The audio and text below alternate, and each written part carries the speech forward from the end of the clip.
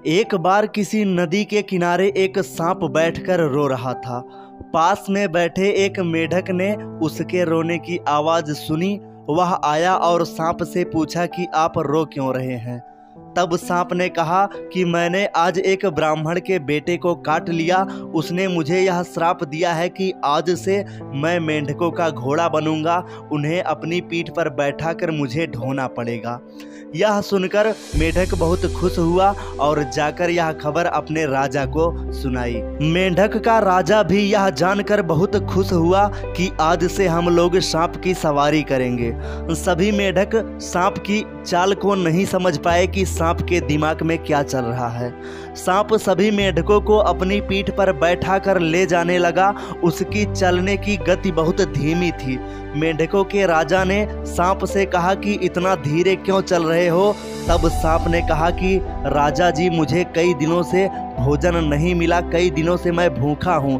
तब मेढकों के राजा ने कहा कि क्या खाओगे बताओ। तब सांप ने कहा कि ज़्यादा कुछ नहीं, बस हर रोज 2-2 मेढक खाता रहूँगा। मेढक के राजा ने कहा कोई बात नहीं, मेरे पास ढेर सारे मेढक हैं, उसमें से हर रोज तुम्हें 2-2 मेढक मिलते रहेंगे। 10 दिन बीत गया, मेढकों की संख्या में कमी हुई। 20 दिन बीता और फिर से मेढकों की संख्या में कमी हुई। एक समय आया जब मात्र 2 मेढक बचे, एक मेढकों का राजा और दूसरा उसका मंत्री। सांप ने फिर से अपनी चाल को धीमा कर लिया। राजा ने कहा कि इतना धीरे फिर से क्यों चल रहे हो। तब सांप ने कहा महाराज, पेट में कुछ नहीं है। राजा ने कहा कि 2 मेढक को खा लो, पर राजा को शायद ये नहीं पता था कि अब बस मात्र 2 ही मेढक बचे हुए थे। एक वो खुद था और दूसरा उसका मंत्री। सांप ने राजा सहित मंत्री मेढक को खा लिया। सारे मेढक खत्म हो गए।